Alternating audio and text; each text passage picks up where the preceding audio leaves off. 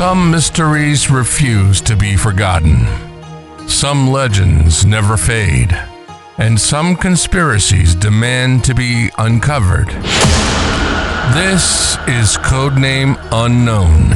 Mysteries, conspiracies, and legends. Where expert investigator and host Jackson Wolf dives deep into history's most perplexing enigmas, chilling folklore, and secretive cover-ups.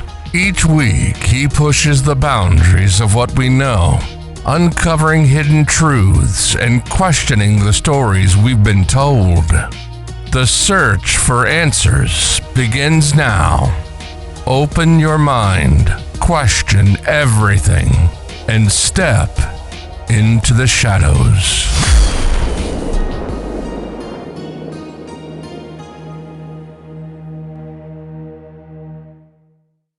Welcome to Codename Unknown.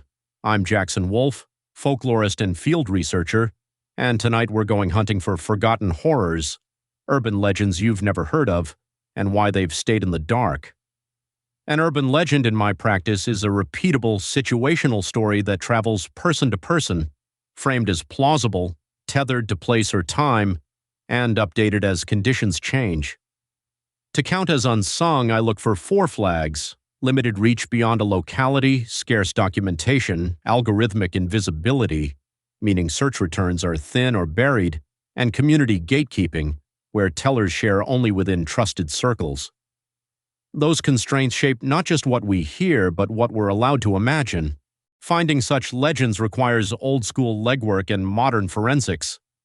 I start with oral histories, union halls, barber chairs, late-night diners. Then I trace mentions in local papers, church or parish newsletters, police blotters, and neighborhood Facebook groups where moderation leaves faint public traces. Archives matter: zoning hearings, utility complaints, maintenance logs. I overlay incidents on maps, tides, transit routes, power circuits, windroses. For digital artifacts, I pull metadata from photos and audio, timestamps, GPS drift, compression profiles, to check if evidence lines up with claimed conditions. The goal isn't debunking, it's building a timeline robust enough to hold both wonder and scrutiny. Why do these small legends survive? Because they work, they police boundaries, don't cross the canal after shift change, and carry tradecraft warnings tailored to specific labor, like millwrights or trawl crews. They preserve memory after trauma when official narratives are sanitized or sealed. They also mark identity. A neighborhood that shares a story shares a vocabulary for risk, grief, and humor. The power comes from fit, a tale calibrated to a dock, a break room, a fire road.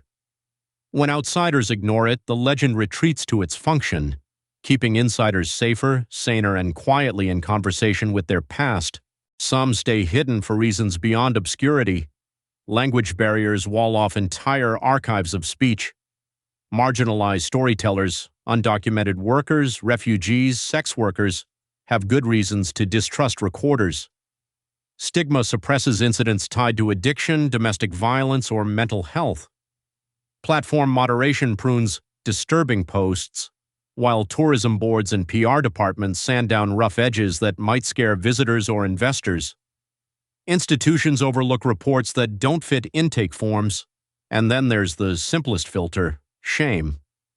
People don't like admitting they were scared, fooled, or in over their heads, especially in towns where a reputation pays the rent. Ethics come first. Get informed consent. Explain how you'll store notes and whether names will appear. Offer anonymity by default for vulnerable sources, and don't publish identifiable details about minors, undocumented people, or those at risk of retaliation. Respect cultural protocols. Ask what's off limits and accept no. Never trespass or encourage it. Legends love fences for a reason. Prioritize safety: daytime recce's, buddy systems, high-vis if near work sites. Share drafts of sensitive sections with communities for accuracy checks. And remember, you are not owed a story. Absence in the record can be a protective choice. The midnight locksmith of Lviv surfaced in curfew-era whispers. Apartments found relocked from inside, lights on, kettle warm. Tenants swore no one had keys. Patterns emerged. Upper floors of interwar buildings, weeks after raids, mostly widows or pensioners. I mapped door types and locksmith guild records, then pulled war-damaged maintenance logs. Likely vector, deformation of mortise locks plus delayed swelling from steam heat, making spring latches slip. A mundane mechanism riding terror's coattails. Still, witnesses use the story to articulate fear of intrusion without accusing neighbors in a climate where accusations had consequences. Function over fright. In Peru's Madre de Dios, boatmen trade warnings about the river whistler, an eerie directional call luring skiffs toward new sandbars on falling water. I logged dates, discharge rates, and moon phases, and compared notes with ornithologists. Candidates included tinnitus and nightjars, yet recordings revealed broad-spectrum bursts during abrupt pressure gradients at dusk storms. Add illicit dredging upstream, unregistered pumps venting through makeshift whistles, and you get a chorus that moves with the river's breath. Instruments saw noise, pilots heard intention. The legend persists because either way, the safest response is the same: throttle down and steer wide. Platform Zero is a shuttered tram spur. Locals insist still hosts phantom arrivals on storm nights. Reports align with sudden power sags and transformer alarms. I requested substation histories and maintenance logs through public records, then set up EM field meters along the catenary. The old feeder line acted like a ghost antenna. When a nearby factory's VFDs spiked, stray currents induced audible hums and relay chatter. In darkness, the soundstage suggests an approach, even a headlight wash as sodium lamps hiccup. The story survivors tell says the system remembers its routes and sometimes it runs them alone. Along coastal batteries, keepers swore their clocks lost minutes at dusk, the blue shift. We instrumented 3 sites with synchronized GNSS time, fluxgate magnetometers, and cheap quartz watches. Results: no systematic drift, but strong confirmation bias. Crews reset watches after chores, not before. Wind chill and anxiety stretch subjective time. One outlier did show spurious loss during geomagnetic hiccups, likely due to a corroded regulator in a vintage pendulum adjusted by habit. The legend endures because it names a sensation people feel standing between sea and sky. That twilight steals something measurable when it really steals attention. In Tainan's back alleys, some residents speak softly of the paper lantern bride, a silent procession seen only during Ghost Month, drifting past shuttered shops, lanterns dim as breath. The tale circulates among older shopkeepers and new migrants, crossing Hoklo, Hakka, and Vietnamese lines. I traced it through temple committees and diaspora chat groups. It appears to fuse a drowned bride motif with modern scooter funerals, then spreads through return visits and line stickers that quietly rehearse etiquette. The legend's utility is gentle: mind the hungry dead, share light with strangers, and keep the alleys swept and bright. Across cases, certain coordinates repeat.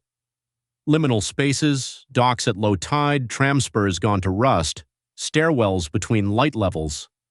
Aging infrastructure that hums, leaks, or forgets its settings. Waterways and thresholds, locks, culverts, alleys, where authority thins. Night shift labor when the city's diurnal heartbeat quiets and small signals get louder.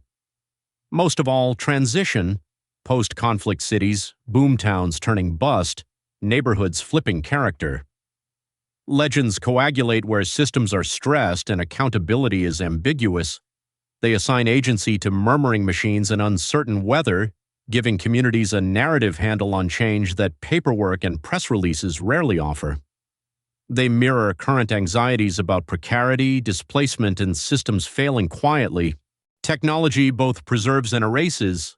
Ephemeral forums, old bulletin boards, private discords, language-specific blogs hold nuance, squabbles over details, field photos, corrections. Viral formats flatten context into spooky vibes and jump cuts. Platforms quietly de-index posts with disturbing keywords or low engagement. That algorithmic oubliette hides entire neighborhoods. GPS tags, auto-translation, and AI upscalers introduce confident errors that cascade into copycat retellings. Yet phones also capture ambient clues, barometer, mic noise floors, that, when shared with consent, let us test claims. The trick is to extract signal without strip mining a community's voice or exposing vulnerable narrators. Why don't these make the big shows? Marketability favors legends with clear villains, cinematic set pieces, and locations you can trespass for a thumbnail. Filmability rewards tunnels, hospitals, and Gothic facades. A substation logbook sells fewer ads. Editors prize stories that travel across cultures. Dialect-heavy tales or trade jargon get passed over. Tourism offices pitch photogenic myths that match the brand. And urban exploration aesthetics privilege decay you can see, not hums you must hear. What gets left out are the useful, unsexy legends that actually keep people from getting hurt. A quick listener toolkit for any legend. 1. Provenance. Who told you, when, and where? Get 2 independent lines. 2. Consistency. What details match across tellers and what drifts. 3. Motive or benefit. Who gains if the story spreads and who is protected. 4. Physical plausibility. What conditions must be present. 5. Alternatives. List 3 mundane hypotheses and 1 hybrid. Now I want your unsung legends. Send a 60-second voice memo with date ranges, specific places, and any sources, articles, logs, or Auntie's notes. Say how you want to be credited or if you prefer anonymity. We'll feature selections and share back any tests we run.